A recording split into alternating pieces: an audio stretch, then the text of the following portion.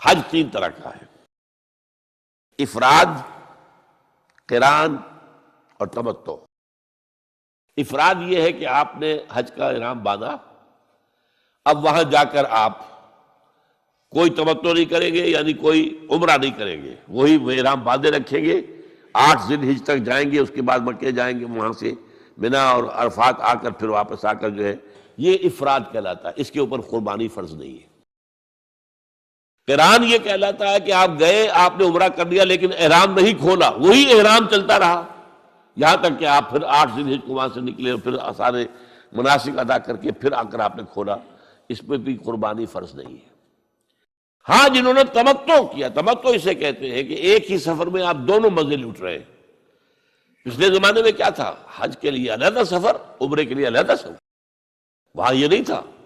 یہ تو حضور صلی اللہ علیہ وسلم نے پھر آسانی پیدا کی ہے، اس لیے کہ ایک دور میں تو حج جو ہے بس عرب کے لوگ ہی آتے ہوں گے نا، صرف، اور کہاں سے کوئی آتا ہوگا؟ لیکن حضور صلی اللہ علیہ وسلم کی تو معلوم تھا کہ امت کہاں سے کہاں پہنچے گی۔ انڈونیشیا کے آخری جزیرے سے چل کر لوگ آئیں گے اور امریکہ کے مغربی ساحل سے بھی چل کر آئیں گے، یہ آئے گے کہ نہیں آ رہے ہیں۔ تو بجائے اس کے کہ اگر ان کے لیے عمرے کے لیے علیحدہ سفر ہوتا تو وہ ان کے ناقابل برداشت تھا۔ تو ایک احرام میں عمرہ بھی اور حج بھی۔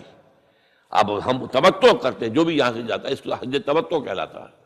افراد، قران اور تمتع۔ تمتع یہ ہے کہ آپ گئے، آپ نے یہاں سے احرام باندھ لیا، وہاں جاتے عمرہ کیا، احرام کھول دیا، اب آپ آرام سے مکے میں رہیے، آپ کے اوپر کوئی احرام والی پابندی اب نہیں ہے، ختم ہو گئی۔ اس کے بعد 8 ذی الحجہ کو آپ نے احرام باندھا حج کے لیے، اور وہ 3 دن کے بعد 4 دن کے بعد کھول دیا اس لیے۔ تو یہ جو آسانی پیدا کی گئی اور ایک سفر میں آپ کو حج اور عمرہ دونوں کی اجازت دے دی گئی، اس کے شکرانے کے طور پر قربانی وہاں ہوتی ہے۔ ورنہ جو افراد کرے حج مفرد یا مقرن، قران والا حج، اس پر قربانی فرض نہیں ہے۔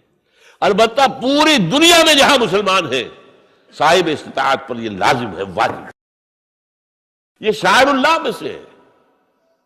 وَالْبُدْنَ جَعَلْنَاهَا لَكُم مِّن شَعَائِرِ اللَّهِ لَكُمْ فِيهَا خَيْرٌ فَاذْكُرُوا اسْمَ اللَّهِ عَلَيْهَا صَوَافَ فَإِذَا وَجَبَتْ جُنُوبُهَا فَكُلُوا مِنْهَا وَأَطْعِمُوا الْقَانِعَ وَالْمُعْتَرَ۔ یہ جو قربانی کے اونٹ ہیں، وہاں تو قربانی کے زیادہ اونٹ ہوتے تھے اس وقت حضور کے زمانے میں، یہ تو اللہ کے شاعر میں سے ہے۔ کعبہ اللہ کا شاعرہ ہے، ان الصفا والمروہ من شعائر اللہ، تو اسی طرح قربانی کا جانور بھی شاعر اللہ میں سے ہے، اللہ کے نام پر ان کے گلوں میں پٹکا باندھ دیا جاتا تھا۔ تو یہ جو ہے کہ یہ اللہ کے لیے ہے، بیت اللہ کا ہدیہ ہے، وہاں جا رہے ہیں، تو یہ بھی اللہ تعالیٰ کے شاعر میں سے ہے۔